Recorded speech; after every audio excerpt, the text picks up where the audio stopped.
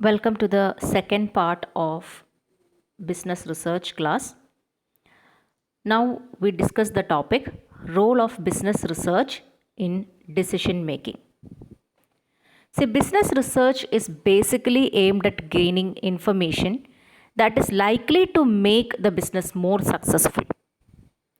While running a business, there may be certain situations which may seem difficult for the management, and finding solutions to them is very much required.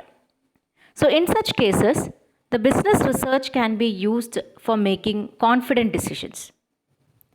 Business research will help the company to answer questions such as understanding the industry trends, determining which products or services to be offered in the market, or to better understand the ways to meet the demands of the customer segment.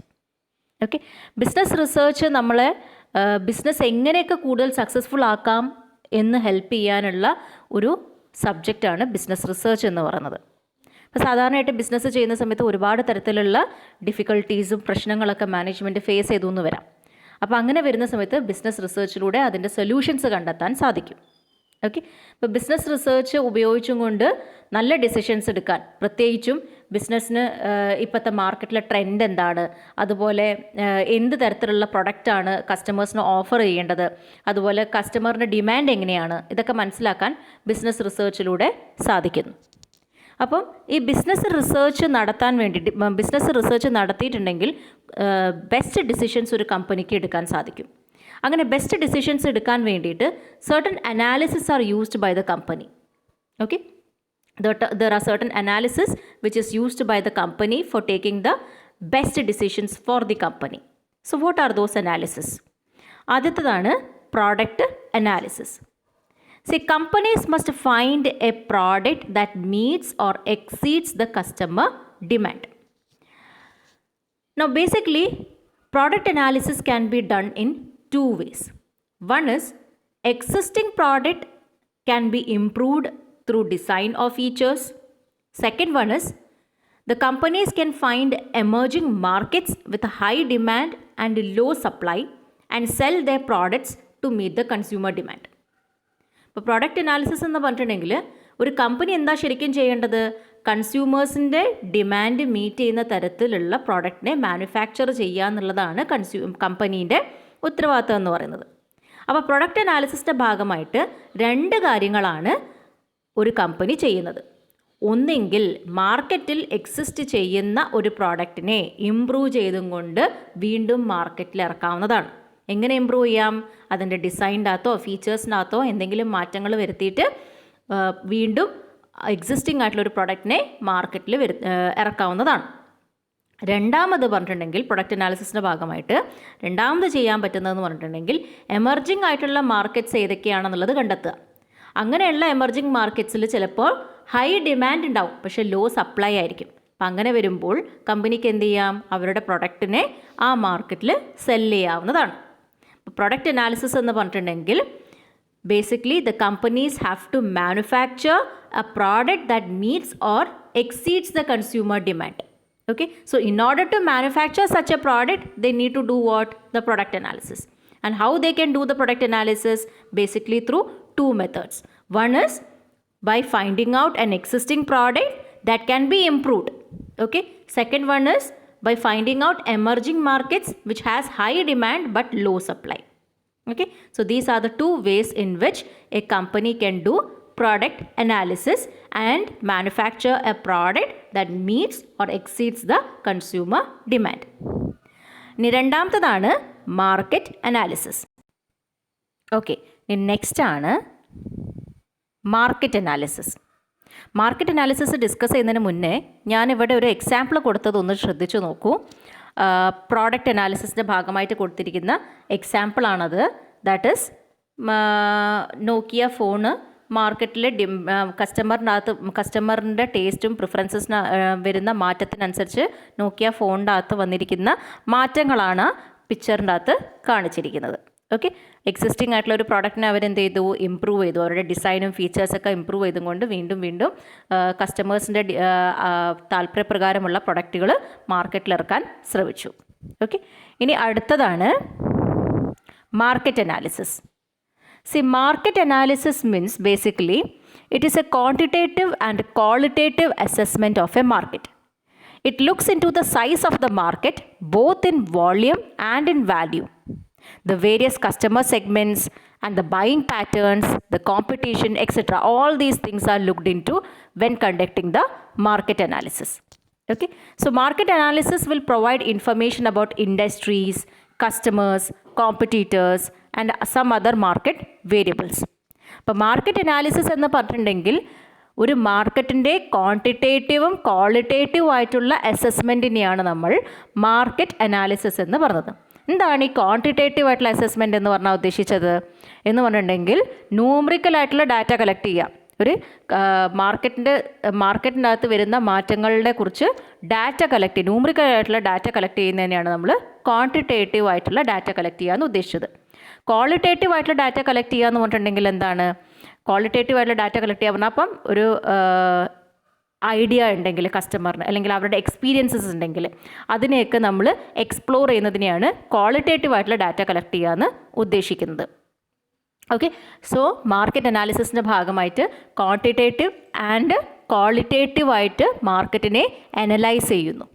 അപ്പോൾ അങ്ങനെ analyse ചെയ്യുമ്പോൾ എന്തൊക്കെ മനസ്സിലാക്കാൻ സാധിക്കും, ഒരു മാർക്കറ്റിൻ്റെ size എന്താണ്, എത്രമാത്രം വോളിയം ഓഫ് പ്രൊഡക്ഷനാണ് അവിടെ നടക്കുന്നത്, എന്താണ് ആ മാർക്കറ്റിൻ്റെ വാല്യൂ എന്താണ്, ഓക്കെ, എന്തൊക്കെ കസ്റ്റമർ സെഗ്മെൻറ്റ്സ് ആണുള്ളത്, ബൈയിങ് പാറ്റേൺസ് എന്താണ് അവിടുത്തെ ലെവൽ ഓഫ് കോമ്പറ്റീഷൻ എന്താണ്, ഓക്കെ, എന്തൊക്കെ ഇൻഡസ്ട്രീസ് ആണ് ആ മാർക്കറ്റിനകത്തുള്ളത്, അതുപോലെ തന്നെ കസ്റ്റമേഴ്സ് എന്തൊക്കെ തരത്തിലുള്ളതാണുള്ളത്, കോമ്പറ്റീറ്റേഴ്സ് ഏതൊക്കെ തരത്തിലുള്ളതാണ്, ഇങ്ങനെയുള്ള കാര്യങ്ങളൊക്കെ മനസ്സിലാക്കാൻ മാർക്കറ്റ് അനാലിസിസിലൂടെ സാധിക്കുന്നു.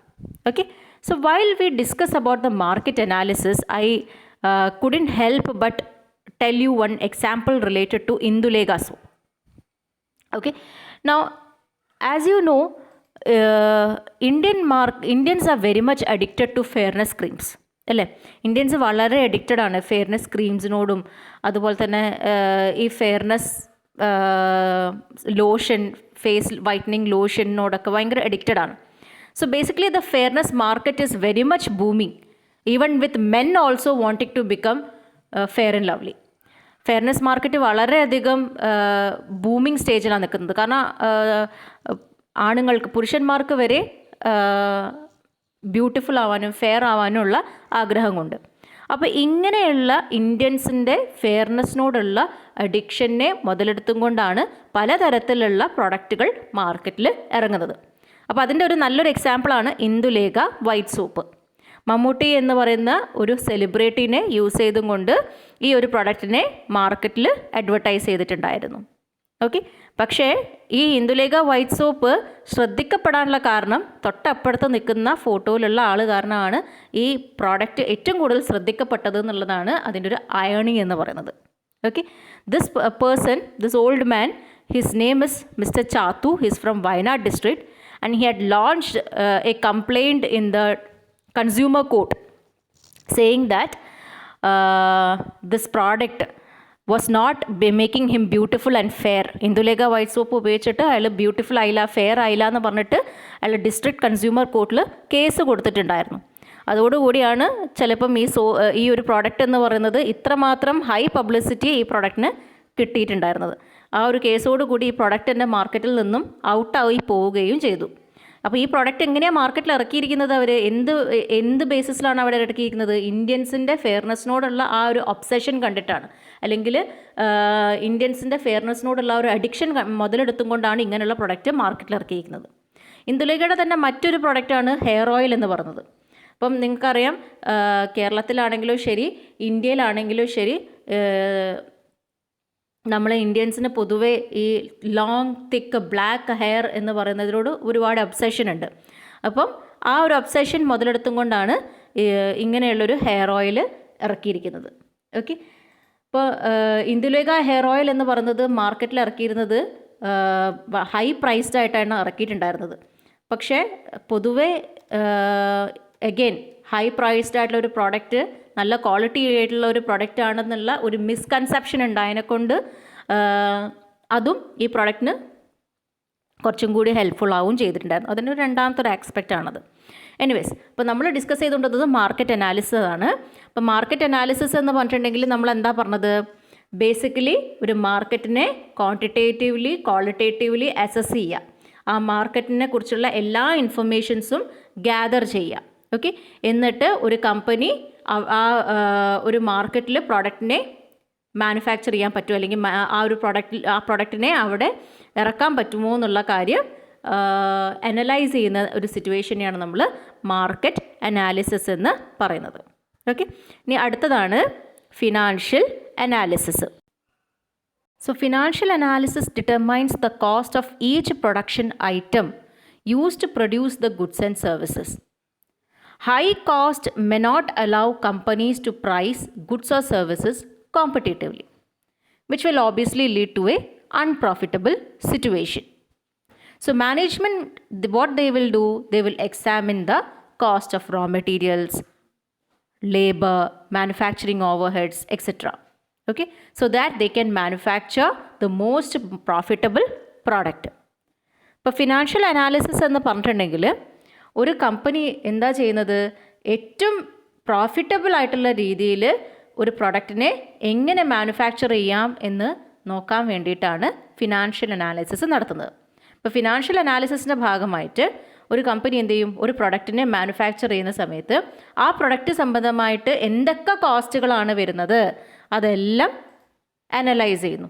Okay, so basically production cost may include what? Labour cost ഉണ്ടാവാം, റോ മെറ്റീരിയൽ കോസ്റ്റ് ഉണ്ടാവാം, കൺസ്യൂമർ സപ്ലൈസ് കോസ്റ്റ് ഉണ്ടാവാം, കൺസ്യൂമബിൾ സപ്ലൈസ് കോസ്റ്റ് ഉണ്ടാവാം, അല്ലേ? അപ്പം ഇങ്ങനെയുള്ള എല്ലാ കോസ്റ്റുകളും എന്താണെന്നുള്ളത്, എത്രയാണ് വരുന്നത് എന്നുള്ളത് അവർ അനലൈസ് ചെയ്യുന്നു. എന്നിട്ട് അതിന് ശേഷമാണ് അവർ തീരുമാനിക്കുന്നത് whether manufacturing such a product will be profitable to them or not. അങ്ങനെ ഈ ഒരു പ്രൊഡക്റ്റ് മാനുഫാക്ചർ ചെയ്യുകയാണെങ്കിൽ അത് പ്രോഫിറ്റബിൾ ആവുമോ അല്ലേ എന്നുള്ളത് അവർ തീരുമാനിക്കുന്നത് ആ പ്രൊഡക്റ്റ് മാനുഫാക്ചർ ചെയ്യാൻ എത്ര പ്രൊഡക്ഷൻ കോസ്റ്റ് വരുന്നുണ്ട് എന്നുള്ളത് അനലൈസ് ചെയ്യുന്നതിൻ്റെ അടിസ്ഥാനത്തിലാണ്. Okay, now when we discuss about the financial analysis, I will tell you an example, a typical example of how a company will try to produce a product profitably. Okay, see, there is a picture of Lay's as well as ketchup in this particular video. So basically Lay's is making millions by giving you very fewer chips per bag. ഈ ഒരു പാക്കറ്റിനകത്ത് 70% എയറും 30% chips ഉള്ളൂ. Okay, അപ്പോൾ എങ്ങനെയാണ് അങ്ങനെ ചെയ്യുന്നതുകൊണ്ട് എങ്ങനെയാണ് കമ്പനിക്ക് ലാഭം ഉണ്ടാവുന്നത്? ഇങ്ങനെ എത്ര പാക്കറ്റ്സ് ആണ് ഒരു കമ്പനി മാനുഫാക്ചർ ചെയ്യുന്നുണ്ടാവുക? ആ ഒരു ലേസിൻ്റെ കമ്പനി എത്ര പാക്കറ്റ്സ് ആയിരിക്കും മാനുഫാക്ചർ ചെയ്യുന്നുണ്ടാവുക? 30% ചിപ്സ് ഉള്ളൂ, ബാക്കിയൊക്കെ 70% എന്താണ്? എയറാണ്. അപ്പോൾ എന്ത് സംഭവിക്കുന്നു? അത്രയും അവർക്ക് സേവ് ചെയ്യാൻ സാധിക്കുകയാണ് ചെയ്യുന്നത്. അടുത്തത് ടൊമാറ്റോ കെച്ചപ്പിൻ്റെ കേസിൽ സാധാരണയായിട്ട് നിങ്ങൾ റെസ്റ്റോറൻറ്റ്സിലോ ഹോട്ടൽസിലൊക്കെ പോകുന്ന സമയത്ത് നിങ്ങൾക്ക് കാണാം അവിടെ എന്താണ് സ്ക്വീസ് ചെയ്യുന്ന ടൈപ്പ് ഓഫ് ബോട്ടിൽസ് ഉണ്ടാവുക. അപ്പം അങ്ങനെ സ്ക്വീസ് ചെയ്യുമ്പോൾ എന്താണ് ലിറ്റിൽ പ്രോഡക്റ്റ് മാത്രമേ പ്ലേറ്റിലേക്ക് വീഴുന്നുള്ളൂ. പക്ഷേ കെച്ചപ്പ് ബോട്ടിൽ അല്ലാണ്ട് നമ്മൾ സൂപ്പർ മാർക്കറ്റ്സിൽ മേടിക്കുന്നത് അതിൻ്റെ ഹോൾ എന്തായിരിക്കും? വലുതായിരിക്കും. അപ്പോൾ ഓട്ടോമാറ്റിക്കലി നമ്മൾ വീട്ടുന്നത് ഒഴിക്കുന്ന സമയത്ത് ഒരു ഹ്യൂജ് ക്വാണ്ടിറ്റിയാണ് പ്ലേറ്റിലേക്ക് വീഴുന്നത്. സോ ദെയർ ബൈ പ്രോഡക്റ്റ് പെട്ടെന്ന് തീരും, അല്ലേ? അപ്പോൾ ഈ രീതിയിലൊക്കെയാണ് ഒരു കമ്പനി സേവ് ചെയ്യാൻ ശ്രമിക്കുന്നത്. ഓക്കെ, ഞാൻ ജസ്റ്റ് ഒരു എക്സാമ്പിളായിട്ട് ഇതിനെ കോട്ട് ചെയ്തതാണ്. So back to the topic, that is financial analysis. ഇപ്പോൾ ഫിനാൻഷ്യൽ അനാലിസിസ് എന്ന് പറഞ്ഞിട്ടുണ്ടെങ്കിൽ എന്താണ്? Basically determines the cost of each production item which is use to produce a goods or services. Okay, ഒരു പ്രൊഡക്റ്റിനെ സംബന്ധിച്ച് വരുന്ന പ്രൊഡക്ഷൻ കോസ്റ്റ് എത്രയാണെന്നുള്ളത് ഡിറ്റർമൈൻ ചെയ്തും കൊണ്ട് അതിനെ അനലൈസ് ചെയ്തും കൊണ്ട് ആ പ്രൊഡക്റ്റിനെ മാനുഫാക്ചർ ചെയ്യണോ അല്ലെങ്കിൽ ആ പ്രൊഡക്റ്റ് പ്രോഫിറ്റബിൾ ആവുമോ അല്ലേ എന്നുള്ള തീരുമാനിക്കുന്നതിനെയാണ് ഫിനാൻഷ്യൽ അനാലിസിസ് എന്ന് പറയുന്നത്. ഓക്കെ, ഇനി അടുത്തതാണ് competitor analysis. Basically current competitors of A market is an important part of the business research. Okay, knowing which companies have the best production methods or customer loyalty helps new companies to understand how they can create a competitive advantage when entering a new market. ഇപ്പോൾ basically competitor അനാലിസിസിൻ്റെ ഭാഗമായിട്ട് ഒരു company എന്താ കണ്ടുപിടിക്കാൻ ശ്രമിക്കുന്നത്, അവരുടെ competitors ആരൊക്കെയാണ്, ഏതൊക്കെ കമ്പനിക്കാണ് customer loyalty ഉള്ളത്, അതുപോലെ ഏതൊക്കെ കമ്പനിക്കാണ് ബെസ്റ്റ് പ്രൊഡക്ഷൻ മെത്തേഡ്സ് ഉള്ളത്, ഇതൊക്കെ മനസ്സിലാക്കുന്ന സമയത്ത് അവർക്കൊരു സ്ട്രാറ്റജി ഡെവലപ്പ് ചെയ്തെടുക്കാൻ പറ്റും. അവർ എങ്ങനെയാണ് ഒരു ഈ പറയുന്ന കോമ്പറ്റീറ്റേഴ്സിൻ്റെ ഇടയിൽ ഒരു കോമ്പറ്റീറ്റീവ് അഡ്വാൻറ്റേജ് ക്രിയേറ്റ് ചെയ്യാൻ പറ്റുക എന്നുള്ളൊരു സ്ട്രാറ്റജിയാണ് പുതിയ കമ്പനീസിന് ഡെവലപ്പ് ചെയ്യാൻ സാധിക്കുക. ഇപ്പം ഞാൻ അവിടെ ഒരു മെട്രിക്സ് തന്നിട്ടുണ്ട്. ആ മെട്രിക്സ്, അപ്പോൾ ഈ ഒരു മെട്രിക്സിനകത്ത് എന്താ കാണുന്നത്, competitor A, competitor B, competitor C, competitor D, competitor E, അങ്ങനെ പലതരത്തിലുള്ള കോമ്പറ്റീറ്റേഴ്സും ഓരോ കോമ്പറ്റീറ്ററിനെ അനലൈസ് ചെയ്യാൻ വേണ്ടി ഓരോ ക്രൈറ്റീരിയയും തന്നിട്ടുണ്ട് അല്ലേ. കോമ്പറ്റീറ്റർ എൻ്റെ റവന്യൂ എത്രയാണ്, കോമ്പറ്റീറ്റർ ബീൻ്റെ റവന്യൂ, കോമ്പറ്റീറ്റർ സീൻ്റെ റവന്യൂ, അതുപോലെ കോമ്പറ്റീറ്റർ എൻ്റെ പ്രോഫിറ്റ്, ബീൻ്റെ പ്രോഫിറ്റ്, മാർക്കറ്റ് ഷെയർ എന്താണ്, മെയിൻ ആക്ടിവിറ്റി എന്താണ്, ഈ രീതിയിൽ ഓരോ കോമ്പറ്റീറ്ററിൻ്റെയും കോമ്പറ്റേറ്റീവ് അഡ്വാൻറ്റേജ് എന്താണ്, അല്ലെങ്കിൽ അവരുടെ ആ ഒരു പ്ലസ് പോയിൻ്റ് എന്താണെന്നുള്ളത് അനലൈസ് ചെയ്യാനുള്ള ഒരു മെട്രിക്സ് ആണ് ഈ തന്നിരിക്കുന്നത്. ഓക്കെ, സോ കോമ്പറ്റീറ്റർ അനാലിസിസ് എന്ന് പറഞ്ഞിട്ടുണ്ടെങ്കിൽ it will help the company to understand how they can create a competitive advantage when entering a new market. ഒരു പുതിയ മാർക്കറ്റിലേക്ക് എൻ്റർ ചെയ്യുന്ന സമയത്ത് എങ്ങനെ ഒരു കമ്പനിക്ക് ഒരു അവരുടേതായിട്ടുള്ള ഒരു കോമ്പറ്റേറ്റീവ് അഡ്വാൻറ്റേജ് മറ്റുള്ള കോമ്പറ്റീറ്റേഴ്സായിട്ട് കമ്പയർ ചെയ്യുമ്പോൾ അവർക്ക് ഉണ്ടാക്കിയെടുക്കാൻ പറ്റുമെന്ന് അനലൈസ് ചെയ്യുന്നതിനെയാണ് കോമ്പറ്റീറ്റർ അനാലിസിസ് എന്ന് പറയുന്നത്. അടുത്തതാണ് growth analysis. So business research usually includes forecasting the growth and direction of the current industry or the market. Okay, so the knowledge about which direction the market is headed to will help the company to determine the stability of the new business operations. Say ഒരു മാർക്കറ്റിലേക്ക് enter ചെയ്യുന്നതിന് മുന്നേ ആയിട്ട് ആ ഒരു മാർക്കറ്റിൻ്റെ growth എന്താണ്, ആ ഒരു മാർക്കറ്റിൻ്റെ കറണ്ട് സിറ്റുവേഷൻ എന്താണെന്നുള്ളത് അനലൈസ് ചെയ്യാൻ ഗ്രോത്ത് അനാലിസിസിലൂടെ സാധിക്കുന്നു. ഓക്കെ, അപ്പം ആ ഒരു മാർക്കറ്റിലേക്ക് എൻ്റർ ചെയ്യുമ്പം ഫ്യൂച്ചറിൽ പോസിറ്റീവായിട്ടുള്ള ക്യാഷ് ഫ്ലോസ്, ഏർണിങ്സ് ഉണ്ടാവാൻ സാധ്യതയുണ്ടോ, അതുപോലെ തന്നെ അവിടെ ഒരു പ്രോഫിറ്റബിൾ ആയിട്ടുള്ള റീഇൻവെസ്റ്റ്മെൻറ്റ് ഓപ്പർച്യൂണിറ്റീസ് ഉണ്ടോ എന്നുള്ള കാര്യങ്ങളൊക്കെ അനലൈസ് ചെയ്യാനാണ് ഗ്രോത്ത് അനാലിസിസിലൂടെ നോക്കുന്നത്. ഓക്കെ, അപ്പോൾ ഗ്രോത്ത് അനാലിസിസ് എങ്ങനെയൊക്കെ ചെയ്യാൻ സാധിക്കും, ഒന്ന് ലോങ് ടേം ഗോൾസ് സെറ്റ് ചെയ്യാം. ഓക്കെ, അതുപോലെ തന്നെ കീ പെർഫോമൻസ് ഇൻഡിക്കേറ്റേഴ്സ് ഏതൊക്കെയാണെന്നുള്ളത് നമുക്ക് സെറ്റ് ചെയ്യാം ഒരു കമ്പനിക്ക്. അതുപോലെ തന്നെ ഡാറ്റ, അതിനനുസരിച്ചിട്ടുള്ള ഡാറ്റ കളക്ട് ചെയ്യുക. അതുപോലെ തന്നെ എത്രമാത്രം ഇൻകമാണ് അവിടെ ജനറേറ്റ് ചെയ്യാൻ സാധിക്കുക, എത്രമാത്രം എക്സ്പെൻസസ് വരാൻ സാധിക്കും, എന്തൊക്കെ തരത്തിലുള്ള കോമ്പറ്റീഷൻസ് ആണുള്ളത്, മാർക്കറ്റിംഗ് എഫക്റ്റീവ് ആവുമോ, ഇങ്ങനെയുള്ള കാര്യങ്ങളൊക്കെയാണ് ഗ്രോത്ത് അനാലിസിസിൻ്റെ ഭാഗമായിട്ട് ഒരു കമ്പനി ചെയ്യുന്നത്. ഓക്കെ, അപ്പോൾ ഇത്രയും കാര്യങ്ങളാണ് ഈ role of business research in decision മേക്കിങ്ങിൻ്റെ ഭാഗമായിട്ട് നമുക്ക് ഡിസ്കസ് ചെയ്യാനുള്ളത്. Thank U.